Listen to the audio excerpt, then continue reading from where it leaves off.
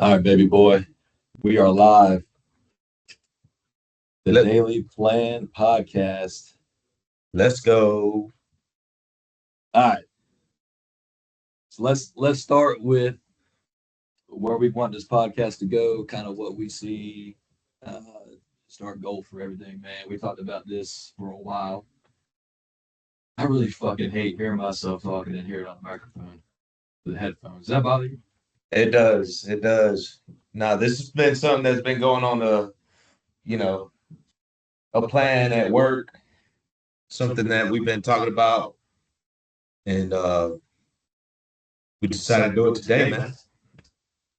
Hey, big ups to us. Shout out to us. Shout out to the boys.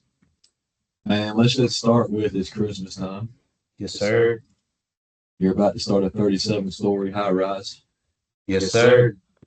in beautiful downtown Raleigh, luxurious downtown Raleigh. Got all the bar scene. You got Teeps right across the street. Hey, What else we got? We got Milk Bar right there. yo, Whiskey Bros. 2026 is looking up. Hey, we about to be blessed and stressed. Well, man, hey, I tell you what, well, why don't let's talk about the creamery, man. Let's talk about that job. How about this? Let's talk about ourselves real quick. All right, let's do that. It's episode uno, right? So let's talk about a little bit of Thomas Theisen and Mr. Noel Lira. I'll let you go first. Oh, how much time we got? Damn. I say a good 2-3 minute rundown. All right, I'm gonna do a quick introduction real quick. So, Thomas Theisen, construction manager right now at Baker Construction, aka the nation's largest concrete contractor. That's right. Maybe even in the world. I don't know. But we're up. I know what we are. We're bigger than Lithgow. So Yeah. shout out to Lithgow. Shout out, let's go. All Shout right. out, So about Tomas. So I started off doing residential concrete in high school. That was back in 2004 ish.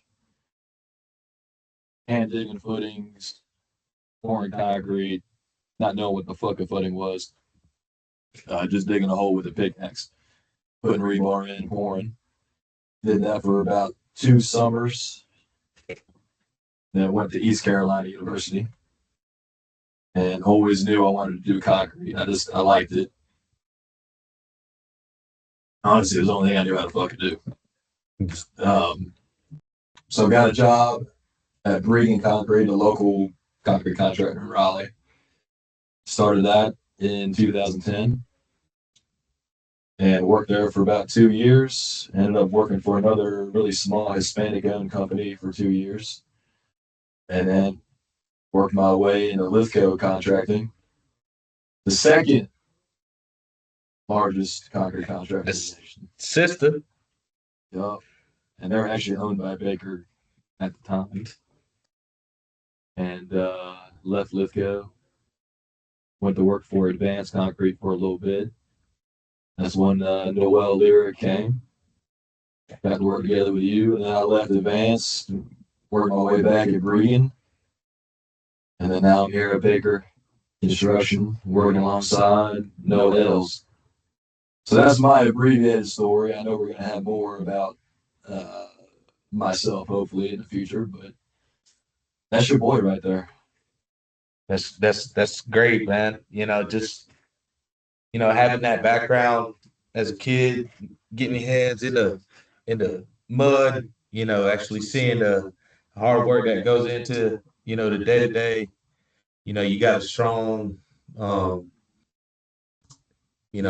resume, a strong backing to where you're at today, man. And a little bit about myself. My name is Noel Lira.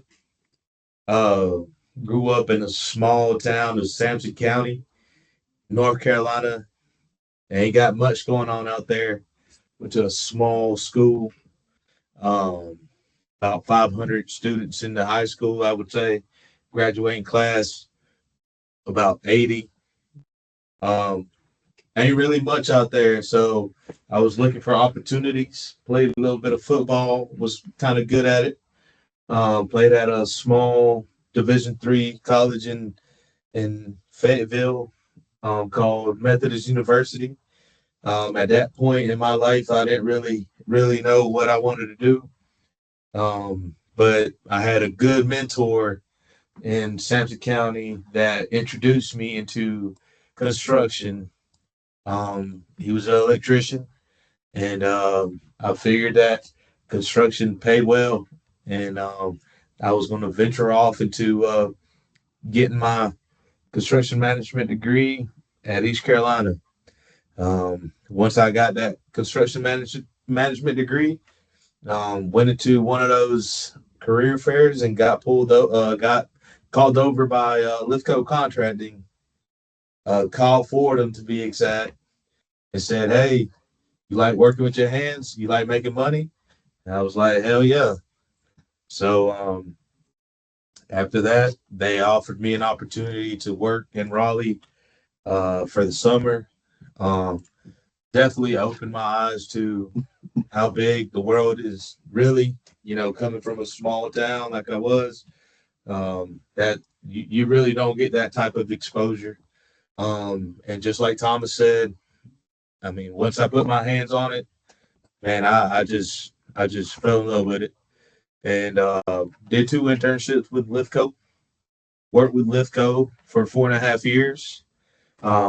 Grinded, did what I had to do. Worked on some pretty cool projects while I was there.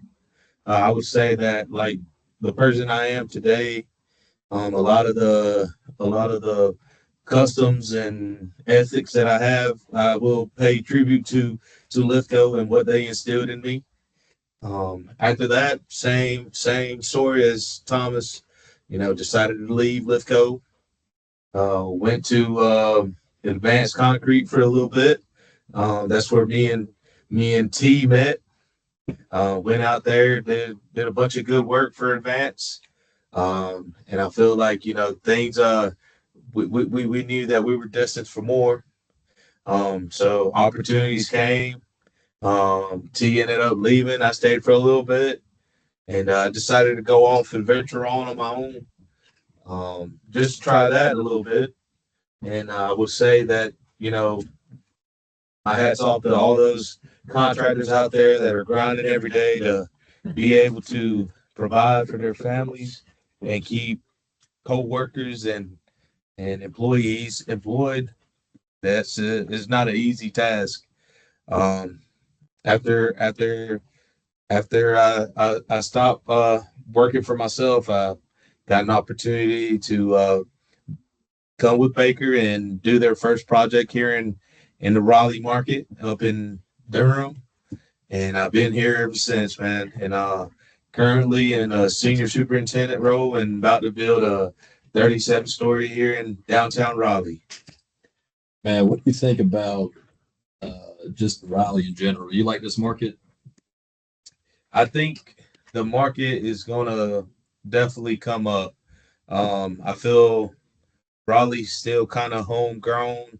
I feel like there might be some logistics as far as traffic and stuff to work out. But after that, after this creamery project kicks off, um, I feel like the market's gonna just change. You see it down on South Saunders Street.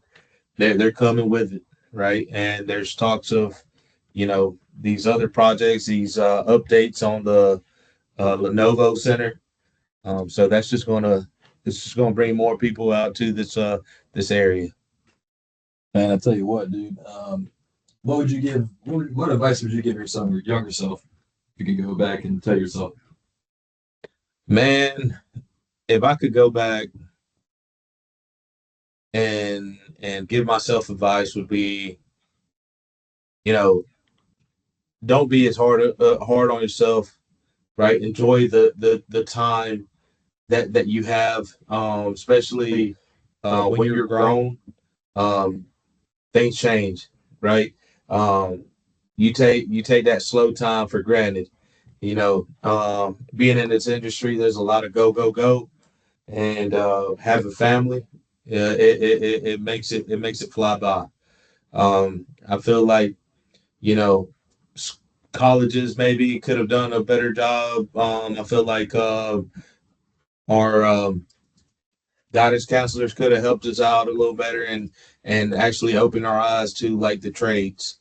Correct. I'm not saying that going to East Carolina was a bad thing. I think it opened the doors for me. But there's definitely other avenues to take when coming into an industry like this. Yeah, I think if I could go back, man, I'd probably tell younger self just for one, find a company that has a good internship program. For sure. I didn't really have a good internship program. I went to college when the economy was still kind of shit Mhm. back in '08, '07, '08, '09 ish. Graduated in 2010. I would say just find a good company, good internship program, and keep your chin up, man. Keep That's working right. hard. That's right. I will say, like I mentioned earlier, I feel like Lithgow did provide a good internship program, so I was kind of blessed in Yeah. that aspect. They really um they had like a playbook, right? That we had to follow, but I think at the end of the day, what it comes down to is like who they put you with and what type of hunger you have. If you're hungry, you're gonna go out there and figure it out. Man, what's your most proudest moment of your career right now? Man, to be honest with you, it's not building. It's it's seeing the people that come up with you. You know what I'm saying? To me, that's building. To be honest with you, you know, seeing my brother that works with us, seeing where he's at today, seeing what type of avenue he decided to take, and seeing what the future could lie for him.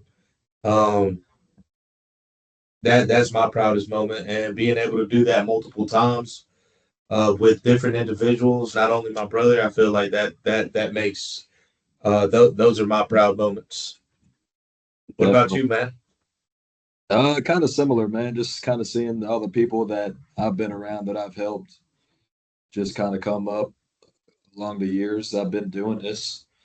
It's special being able to touch lives, being able to shape lives, change lives, putting people into positions that they necessarily don't even know that they could even do. That's You right. Getting know, them like outside of that comfort zone.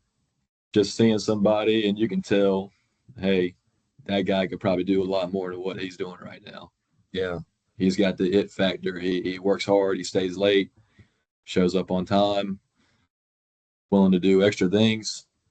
Might be a little quiet, but hey, you got to bring that dog out in him. that's right. That's right. Not everybody's born with that. I mean, and there's different ways to lead, right? There you got different individuals, but I feel like we all kind of have to walk the same path, wear the same uniform to do what we got to do. Especially as leaders out there in the field. What you know about this blue light on this microphone? Hey, I'm pink right now. I tell you, God, I need to get in a different room. I keep hearing myself talk. It's annoying. Yeah, it's a little hot in here too. Stop breathing. Yes, sir. Nah, but I think I don't know, man. I when I first started, I was quiet. Yeah. I was quiet. I was more of a. I mean, when I became a superintendent, I was 22 years old, Oh man, 22, 23, young. on a much smaller scale than what we do, but still running a job. Still have guys that are in their 50s, 40s, showing up to work and looking at me some type of way because I'm young. Granted, I know the fuck I was doing. What do you think was that moment that like broke that chain to like, hey, Thomas Theissen's that quiet guy to the Thomas Theisen we know. Not saying you're like loud and shit, but you definitely carry yourself in a way that like you should. Yeah, I mean, really, it's just time. Mm, I think a lot of people go through that. It's just the more experience you get, the more confident you get. I got you. But there wasn't like a specific moment that you could recall to say, "Dang, like, hey man, it's me. I got to make this happen." There's several of them. I'm trying to pinpoint like the first time. The first time. Probably we were doing a job at the Army Reserve Center in Nightdale. Okay. And this is when I worked at Brigham. And it was a job that I helped estimate, Mm, but the job required a full time QC manager. So Roy, the guy who ran Brigham at the time, asked me to go out on the job and be a full time QC. So I said, yeah, that's fine. Went out there and then instantly knew, like, fuck the office shit, man. I want to be out of field. yeah. Like, I get to get paid doing this as opposed to sitting in the office. Yeah. But we encountered basically what the job was like a 1,500 lineal foot retaining wall that was like 20 foot tall, had form liner on it. And then inside that retaining wall was like 3 building pads, each individual buildings. And we had that whole package. Mm, So when I first got out there, we started with the retaining wall, encountered a bunch of rock. It was right next to the Martin Marietta quarry. So there's rock everywhere. So they had to blast it. They had to blast all the footings with TNT, created massive holes whenever we excavated. So we had to backfill everything with flowable fill wow. before we even started. And I think the turning point was I was the one always pouring the flowable fill. And you're talking like 200 yard, 250-yard flowable fill pours. And I would just do it by myself. Wow. Concretes would show up, I'd back them in, start pouring it. Hey, keep going, keep going, keep going, keep going. Had an excavator operator smooth it out. And I guess I just impressed people. Mm, And I kind of just took that like, hey, I'm just going to take the bull by the horns and just work extremely hard, grind it out, and see what happens. mm, And I think that was a turning point to answer your question. That was definitely a turning point. Was just doing that, and then guys started respecting me, started asking me questions, looking up to me like on what they need to do that day. And eventually, the superintendent for Brigham got kicked off the job. damn. And I'll never forget the same day he got kicked off, the owner came to the job site. His name's Ken Tiffany. Great guy. And he came up to me, he rolled down his window. And before he could say anything, I just looked at him. I said, I got this. Let's Don't worry go. about it. I said, I can run this job. Don't worry about it. And then he said, you sure? I said, fuck yeah. So he rolled his window back up, left job site. And then I literally finished the job, finished the retaining wall, and then started the buildings. And it was a successful job. Let's go. Made a name for myself. And I didn't want to leave the field after that. I knew I had a passion for it.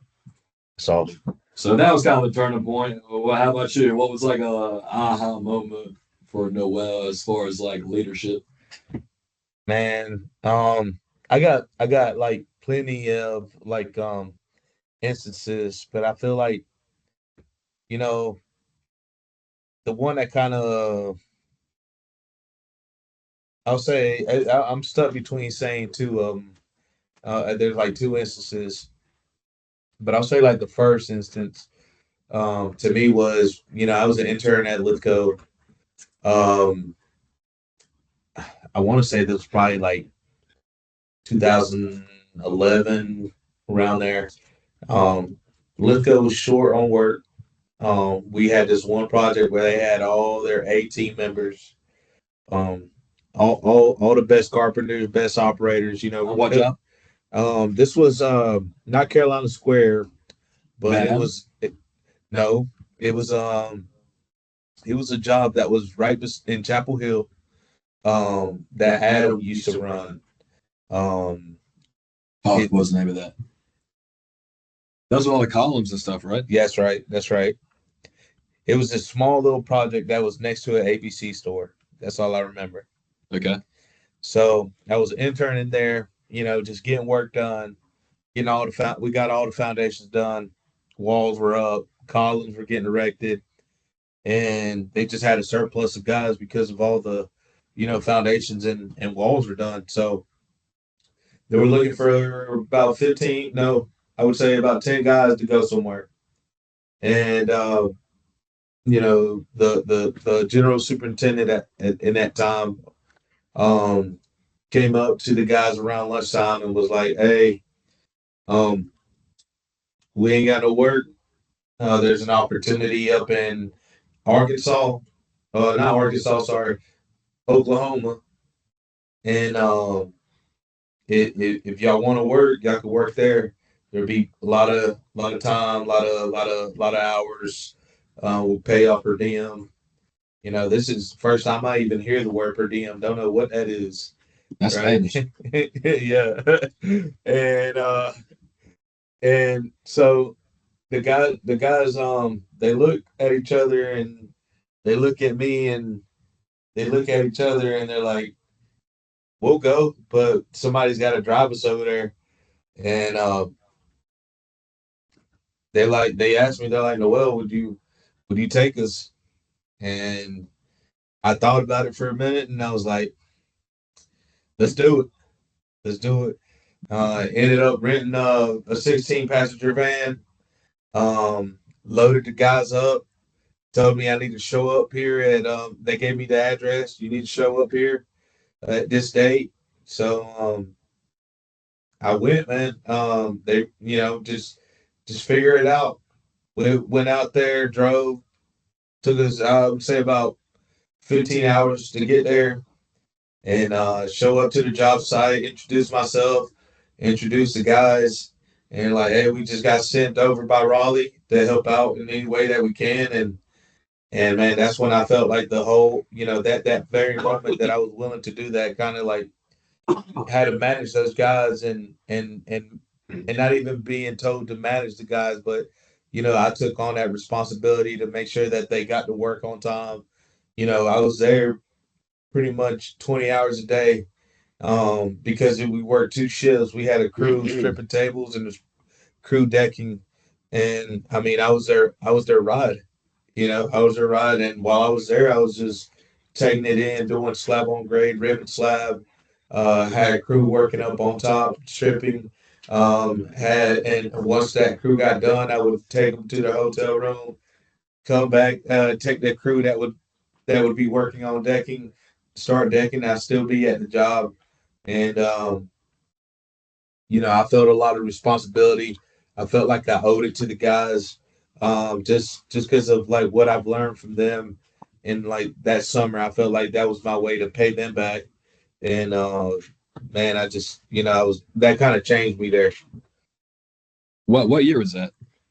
Man, 15? 2015? yes, I don't know why I said 2011. So that was 11 years ago. Yeah, yeah, Were you getting paid hourly at the time? I was hourly. Your boy was probably making $17 an hour. Shout out to hourly. For real. Working 20-hour days. Let's go. Hey, and I not spending my per diem. I came home went back to East Carolina with some money in my pocket, man, at that time. So you were still in college when that happened. Oh yeah. Sophomore or junior? I was a sophomore.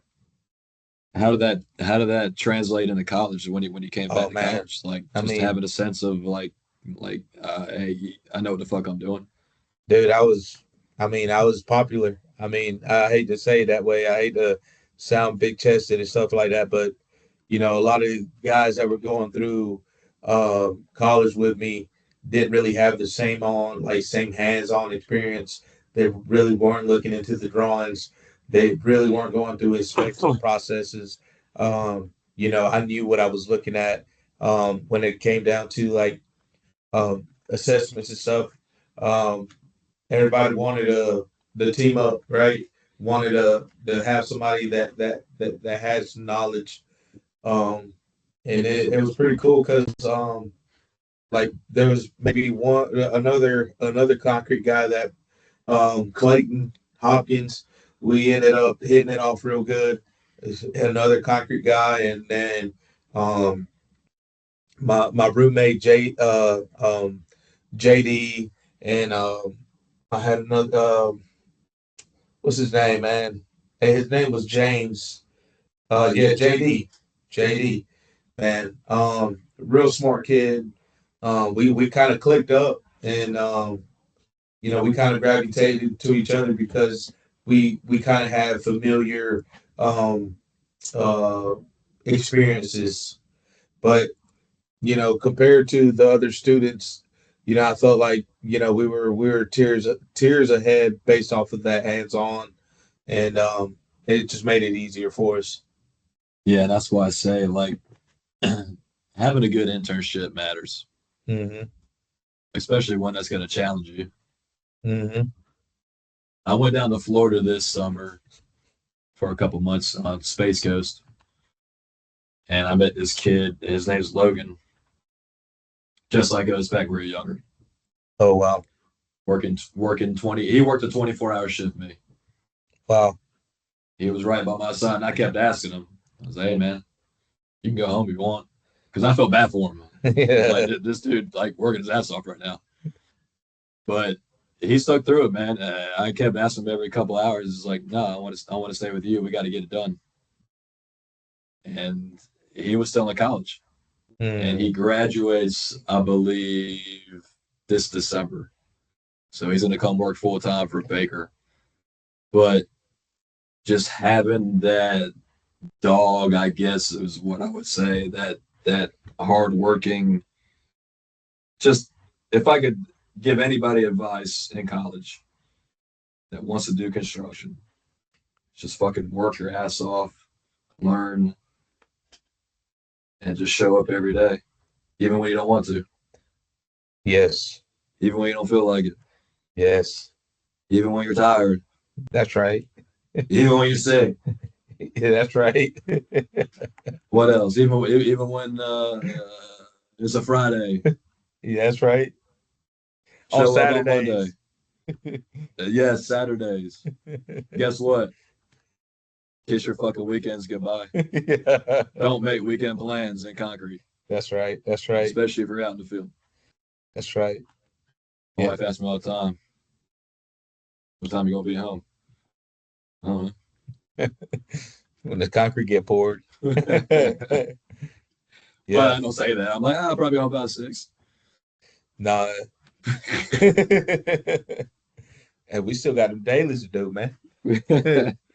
We still got them work plans to do, man. You know? And I think it all comes down to, who mentors you, coming up. Um, Yes, yes. who That mentor plays the biggest thing, man. Yeah. It's like Having a good mentor. you got to set the expectations. Um, you know, for me, while I was in college, I guess it was easier because I was coachable. I didn't grow up being coachable. I grew up being kind of rebellious, I would say.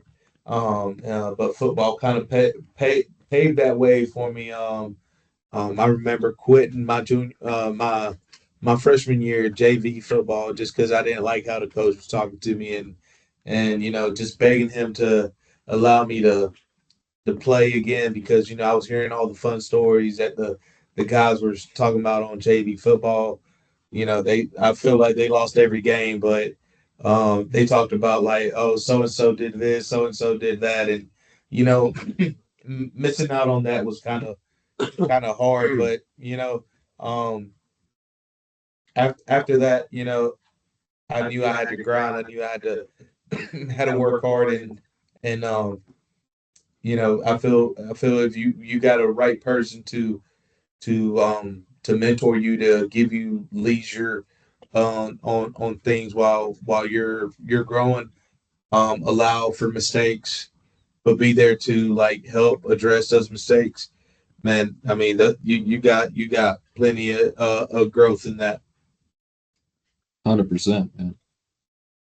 I look at guys like Wyatt, Ben Roberts, Logan down in Florida. They're just coachable. Yeah, You got to be coachable. that's right. You can't just get mad or take criticism the wrong way, especially when you're young.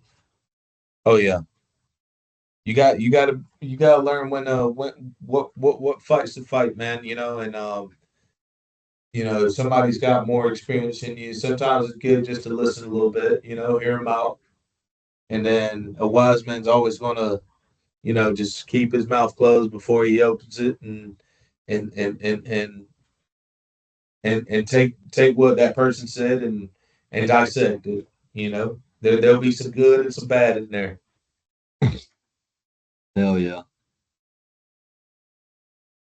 Yes, sir. So what's up, T? We what we feel like this first episode, man. I think we got some good